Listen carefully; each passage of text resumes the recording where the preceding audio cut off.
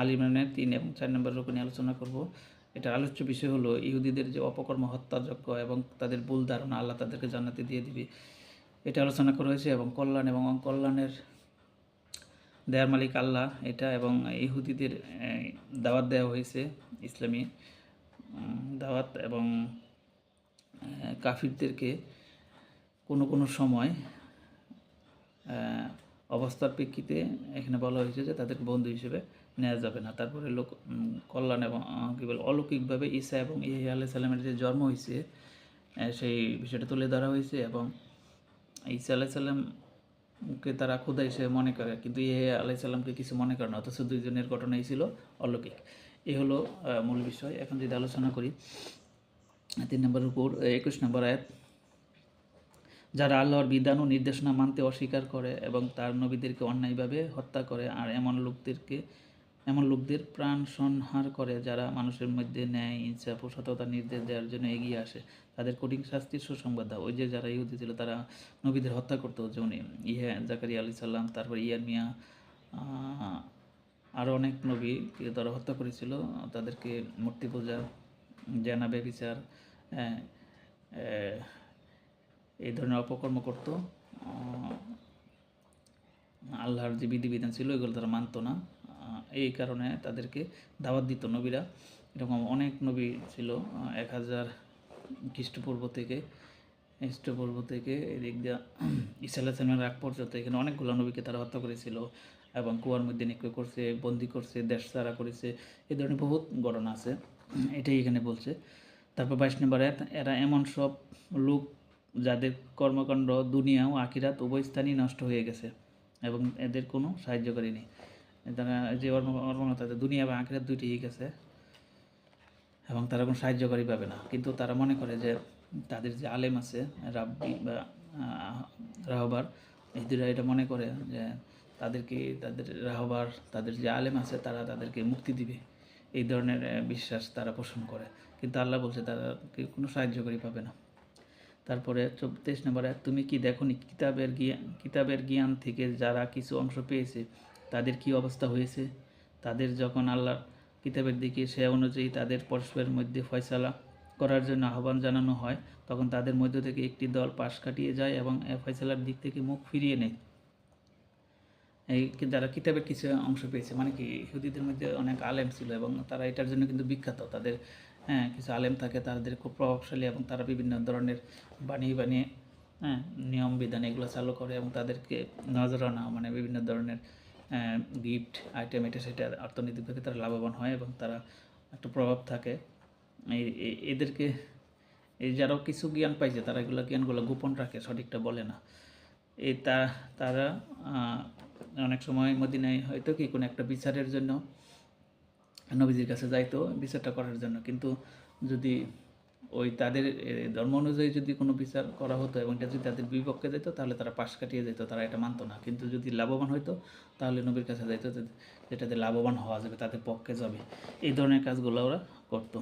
তাহলে 24 নম্বর এক, তাদের কর্মপদ্ধতির কারণ হচ্ছে এই যে তারা বলে জাহান্নামের আগুন তো আমাদের স্পর্শও করবে না, আর যদি জাহান্নামের শাস্তি আমরা পাই তাহলে তা হবে মাত্র কয়েকদিনের। তাদের মন গড়া বিশ্বাস নিজেদের দিনের ব্যাপারে তাদেরকে বড়ই ভুল ধারণার মধ্যে নিক্ষেপ করেছে। এই যে তারা কিন্তু এটা মনে করে যে জাহান্নামের আগুন স্পর্শ করবে না হইলো কয়েকদিনের। এই জন্য ইহুদিরা যে অপকর্ম করতেছে এই ফিলিস্তিন, তাদের এই যে কিন্তু ভুল ধারণা আছে তারা জান্নাতে যাবে, এই জন্য তারা কিন্তু অপকর্মগুলো বেশি করতেছে। আল্লাহ এটা এখানে প্রকাশ করে দিছে যে এগুলো তাদের ভুল ধারণা। 25 নম্বর আয়াত, কিন্তু সেদিন তাদের কি অবস্থা হবে যেদিন আমি তাদের একত্র করব, যেদিনটির আশা একেবারেই অবধারিত। সেদিন প্রত্যেক ব্যক্তিকে তার উপার্জনের পুরোপুরি প্রতিদান দেওয়া হবে এবং কারোর উপর জুলুম করা হবে না। ওই যে কিয়ামতের কথা বলছে, হাসরের ময়দানে পুরোপুরি প্রতিদান দেওয়া হবে। উপার্জন বলতে চায় যে পাপ পুণ্য করছে ওইটা বলা হয়েছে, এবং তাদের সঠিক বিচার করা হবে। এই হলো 25 নম্বরে। তারপর 26 নম্বরে, বলো হে আল্লাহ বিশ্বজাহানের মালিক, তুমি যাকে চাও রাষ্ট্র ক্ষমতা দান করো এবং যার থেকে চাও রাষ্ট্র ক্ষমতা ছিনিয়ে নাও। যাকে চাও মর্যাদা ও ইজ্জত দান করো, আর যাকে চাও লাঞ্ছিত ও হেয় করো। কল্যাণ তোমার হাতে নিহিত, নিঃসন্দেহে তুমি সব কিছুর উপর শক্তিশালী। এখানে বলছে যে সব কিছু যে আল্লাহ দান করে ক্ষমতা, রাষ্ট্র ক্ষমতা, ইজ্জত, মর্যাদা। এখানে মানুষ মনে করে যে রাষ্ট্র ক্ষমতা হলো সবচেয়ে ভালো, বা আল্লাহ পছন্দ করলেই রাষ্ট্র ক্ষমতা দেয়, পাওয়ার দেয়, অর্থ দেয়। ব্যাপারটা কিন্তু এরকম না। আল্লাহর কাছে কল্যাণ অকল্যাণের মানদণ্ড অন্যটা। হ্যাঁ, ইজ্জত বেইজ্জতের মানদণ্ড আলাদা। যারা পরকালে বা লাভবান হবে, সাফল্যবান হবে, এবং দুনিয়াতে যাদেরকে নৈতিকতা, ভালো গুণাবলী, আল্লাহর প্রতি তাকওয়া আছে, তারাই কিন্তু কী বলে ভালো অবস্থানে আছে। কিন্তু আপাতত দৃষ্টিতে মনে হয় যে তাদের অবস্থা ভালো নেই। ক্ষমতা যাদের আছে তাদের ভালো। আসলে এখানে আল্লাহ বলছে যে কল্যাণ অকল্যাণ এটা আল্লাহর হাতে, এবং আল্লাহ কাকে ইজ্জত দেন, কারো ইজ্জত, আল্লাহর কাছে ইজ্জতের মূল্য ক্ষমতাটাই বেশি মূল্য না। এই জন্য এখানে হতাশার কিছু নাই। কিছু কিছু সময় মদিনায় লোকজন এরকম ধারণা করতো যে আমরা মুসলমান হয়েছি কিন্তু আমাদের অবস্থা তো খারাপ, ওদের অবস্থা তো ভালো। এই প্রেক্ষিতে এই কথাটা দিয়ে তাদের সান্ত্বনা দেওয়া হয়েছে যে সবসময় শুধু ক্ষমতাই কিন্তু সবসময় ভালো না। 27 নম্বর, তুমি রাতকে দিনের মধ্যে প্রবেশ করাও এবং দিনকে রাতের মধ্যে। জীবনহীন থেকে জীবন্তের আবির্ভাব ঘটাও, আর জীবন্ত থেকে জীবনহীনের। আর যাকে চাও তাকে তুমি বেহিসাব রিজিক দান করো। এটা আল্লাহর হাতে, আর রিজিক কাউকে কম দেয়, কাউকে বেশি দেয়।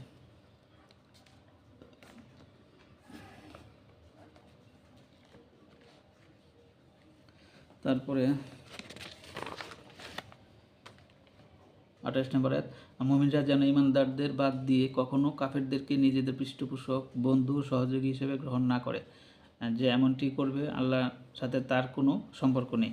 তবে হ্যাঁ, তাদের জুলুম থেকে আত্মরক্ষার জন্য তোমরা যদি বাহ্যতয়া নীতি অবলম্বন করো তাহলে তা মাফ করে দেওয়া হবে।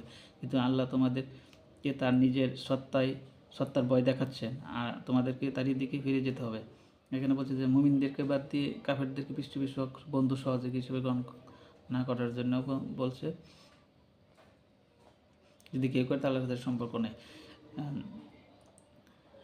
এখানে বিভিন্ন জায়গায় মদিনায় ওই সময় কিন্তু বিভিন্ন জায়গায় যেখানে কাফেরদের অঞ্চলও কিন্তু মুসলমান হইতো, যাদের সবাই কাফের, অল্প কিছু মুসলমান হয়েছে।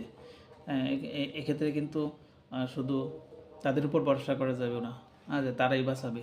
হ্যাঁ, সব কিছু আল্লাহই করবে, কিন্তু যদি বাধ্য হয়, বিপদে পড়ে, তাহলে তাদের পৃষ্ঠপোষক বা বন্ধু বা তাদের সাথে সম্পর্ক রাখা যেতে পারে জীবন বাঁচানোর স্বার্থে। কিন্তু এমনিতে স্বাভাবিকভাবে মুমিনদেরকে বাদ দিয়ে ওদেরকে বন্ধু হিসেবে নেওয়া যাবে না। এবং আল্লাহ কিন্তু তাদেরকে ভয় দেখাচ্ছেন মানুষকে যে তোমরা এরকম কিছু করো না। আল্লাহ কিন্তু সব দেখে, জানে, এবং একমাত্র তারই দিকে ফিরে যেতে হবে। এখানে দুনিয়াবি কোনো ব্যক্তি স্বার্থের জন্য যাতে আমরা এই কাজটা না করি। 29 নম্বর আয়াত, হে নবী, লোকদের জানিয়ে দাও তোমাদের মনের মধ্যে যা কিছু আছে তাকে তোমরা লুকিয়ে রাখো বা প্রকাশ করো, আল্লাহ তা জানেন। পৃথিবী আকাশের কোনো কিছুই তার জ্ঞানের বাইরে অবস্থান করছে না, এবং তার কর্তৃত্ব সব কিছুর উপর পরিব্যাপ্ত। 30, সেদিন আসবে যেদিন প্রত্যেক ব্যক্তি তার কৃতকর্মের ফল সামনে উপস্থিত পাবে, তা ভালো কাজই হোক এবং মন্দ কাজ। সেদিন মানুষ কামনা করবে, হায় যদি এখনও এই দিন তার থেকে অনেক দূরে অবস্থান করতো, এবং আল্লাহ তোমাদেরকে তার নিজের সত্তার ভয় দেখাচ্ছেন, আর তিনি নিজের বান্দাদের একান্ত শুভাকাঙ্ক্ষী। এখানে তখন হয়তো এক সময় পরকালে বলবে যে এই দিনটা যদি না আসতো, অথচ তারা এটা অস্বীকার করে, কিন্তু তখন এটা বলবে যে এই দিন যাতে না আসে, এটা পরকালে তারা এই কথাটা বলবে। এবং বলছে যে আল্লাহ বান্দাদের একান্ত শুভাকাঙ্ক্ষী, প্রিয় বান্দাদের আল্লাহ কিন্তু ঘেরাও করে রাখেন এবং ভালো পথই দেখান, এটা বলছেন।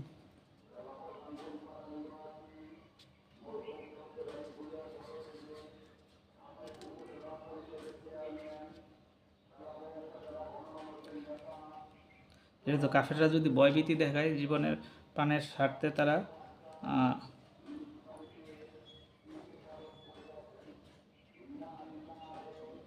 মানে গোপন রাখতে পারে।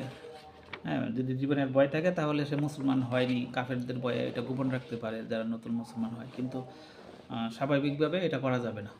এটাই ওই যে এটা বলছে কাফেরদের সাথে সম্পর্ক রাখার ব্যাপারটা। ঠিক আছে, মানুষ যখন বিপদ বাড়ে নতুন ইসলাম গ্রহণ করছে ওই সময় ওই প্রেক্ষিতেই কথাটা বলছে। ওই ধরনের ক্ষেত্রে ওই কাফেরদের সাথে সম্পর্ক রাখা যাবে না, কিন্তু বিপদে বাধ্য হলে তাদের ইয়ে করার জন্য প্রয়োজনে গোপনে মুসলমানটা প্রকাশ করা যাবে না, গোপনে রাখতে হবে যদি বিপদে পড়ে। ওইটাই এখানে বলছে কাফেরদের ব্যাপারে। রুকু 4 নম্বর 31, হে নবী, লোকদের বলে দাও, যদি তোমরা যথার্থই আল্লাহকে ভালোবাসো তাহলে আমার অনুসরণ করো। আল্লাহ তোমাদের ভালোবাসবেন এবং তোমাদের গুনাহ মাফ করে দেবেন, তিনি বড়ই ক্ষমাশীল ও করুণাময়। 32 নম্বর, তাদেরকে বলো আল্লাহ ও রসুলের আনুগত্য করো, তারপর যদি তারা তোমাদের দাওয়াত গ্রহণ না করে তাহলে নিশ্চিতভাবেই আল্লাহ এমন লোকদের ভালোবাসবেন না যারা তার ও তার রসুলের আনুগত্য অস্বীকার করে।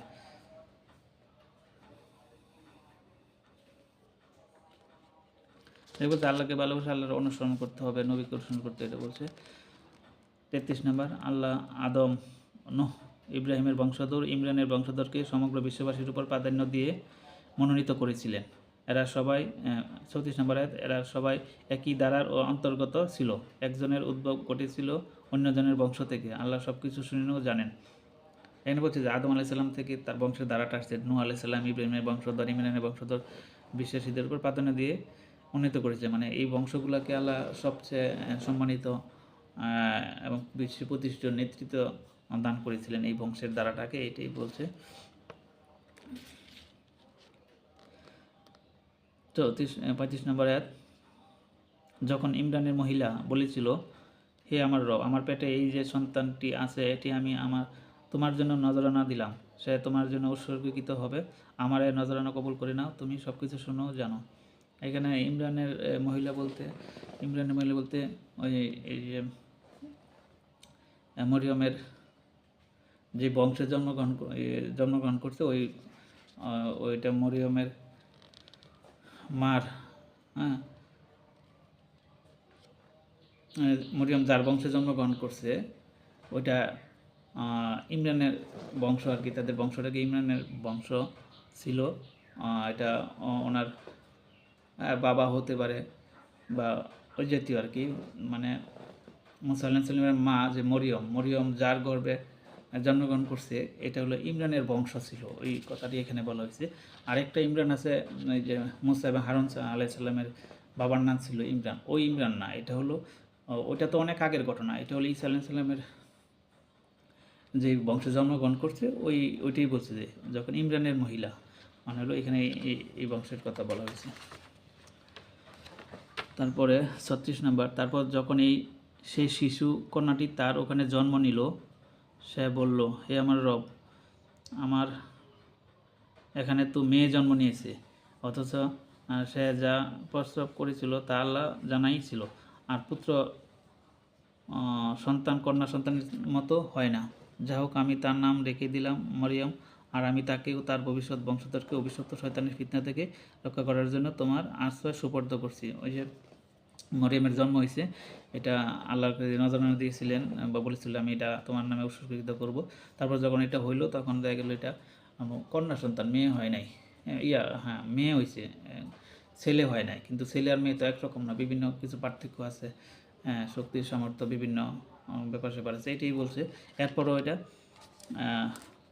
আল্লাহর আশ্রয় এবং শয়তানের হাত থেকে রক্ষা করার জন্য আল্লাহর কাছে সুপর্দ করছে। তারপরে 37 নম্বর আয়াত, অবশেষে তার রব কন্যা সন্তানটিকে সন্তুষ্টি সহকারে কবুল করে নিলেন, তাকে খুব ভালো মেয়ে হিসেবে গড়ে তুললেন এবং জাকারিয়াকে বানিয়ে দিলেন তার অভিভাবক। জাকারিয়া ছিল তার খালু মরিয়ম আলাইহিস সালামের। তারপরে জাকারিয়া যখনই তার কাছে মেহরাবে যেত তার কাছে কিছু না কিছু পানহা সামগ্রী পেত, জিজ্ঞেস করতো, মারিয়াম, এগুলো তোমার কাছে কোথা থেকে এলো? সে জবাব দিত, আল্লাহর কাছ থেকে এসেছে, আল্লাহ যাকে চান বেহিসেব দান করেন। জাকারিয়া যেহেতু দেখাশোনা করতো, মেহরাব বলতে একটা আলাদা একটা রুমের মতো একটা জায়গা, আর সেখানে মারিয়াম আলাইহিস থাকতো, ওইখানে খাবার দাবার আসতো, তখন জিজ্ঞাসা করতো এই খাবার কোথা থেকে আসে, এটা বলে এটা আল্লাহ পাঠায় আর কি, এটা অলৌকিকভাবে আল্লাহ খাবার দাবার পাঠাতেন। 38 নম্বর আয়াত, এই অবস্থা দেখে জাকারিয়া তার রবের পাশে প্রার্থনা করলো, হে আমার রব, তোমার বিশেষ ক্ষমতা বলে আমাকে সৎ সন্তান দান করো, তুমি প্রার্থনা শ্রবণকারী। মরিয়ম আলাইহিস সালামের এই অবস্থা দেখে তখন ভাবলো যে আল্লাহ যেহেতু অলৌকিকভাবে খাবার পাঠাইতে পারে বা রক্ষণাবেক্ষণ করতেছে, তখন জাকারিয়া আলাইহিস সালামের যে সন্তান ছিল তখন এটাকে মনে করে আল্লাহর কাছে চাইলো, তাহলে আল্লাহ তো আমাকেও দিতে পারে। আমার যেহেতু বয়স হয়ে গেছে, স্ত্রী বন্দা অক্ষম, এরপরও হইতে পারে যেহেতু আল্লাহর অসীম ক্ষমতা। তারপরে 39 নম্বর আয়াত, যখন তিনি মেহরাবে দাঁড়িয়ে নামাজ পড়ছিলেন তখন এর জবাবে তাকে ফেরেশতাগণ বলল, আল্লাহ তোমাকে ইয়ার সুসংবাদ দান করেছেন। সে আল্লাহর পক্ষ থেকে একটি ফরমানের সত্যতার প্রমাণকারী হিসেবে আসবে। তার মধ্যে নেতৃত্ব ও সততার গুণাবলী থাকবে। সে পরিপূর্ণ সংযমী হবে, নবুয়তের অধিকারী হবে এবং সৎকর্মশীলদের মধ্যে গণ্য হবে। তখন ফেরেশতারা এসে তাকে ইয়া আলাইহিস সালামের সংবাদ দিল, জাকারিয়া আলাইহিস সালামকে, সে নবী হবে। এই ব্যাপারে তার কী কী বৈশিষ্ট্য এগুলো বলল। 40 নম্বর, জাকারিয়া বলল, হে আমার রব, আমার সন্তান হবে কেমন করে? আমি তো বুড়ো হয়ে গেছি এবং আমার স্ত্রী তো বন্ধ। জবাব এলো, এমনটি হবে, আল্লাহ যা চান তাই করেন। মানে এই যে এটা অসম্ভব অনেকটা, হ্যাঁ, বুড়ো মানুষ, তারপর হলো স্ত্রী হলো বন্ধা, বন্ধা মানুষের কিন্তু বাচ্চা হয় না, কিন্তু আল্লাহ এটা করবেন। 41 নম্বর আয়াত, আরজ করলো, হে রব, তাহলে আমার জন্য কোনো নিশানি ঠিক করে দাও। জবাব দিলেন, নিশানি হচ্ছে এই যে তুমি 3 দিন পর্যন্ত মানুষের সাথে ইশারা ইঙ্গিত ছাড়া কোনো কথা বলবে না অথবা বলতে পারবে না। এ সময় নিজের রবকে খুব বেশি করে ডাকো এবং সকাল সাজে তার তাসবিহ করতে থাকো। মানে সকাল সন্ধ্যা আল্লাহ ডাকতে বলছে এবং প্রশংসা সূচক বাক্য বলতে বলছে। এই হলো যে তার যে বাচ্চা হবে এটার একটা নিশানি, বা এই হলো অবস্থা। আমরা পরে আগামীকাল বাকি বিষয়গুলো আলোচনা করব। তাহলে এই পর্যন্তই, আল্লাহ হাফেজ।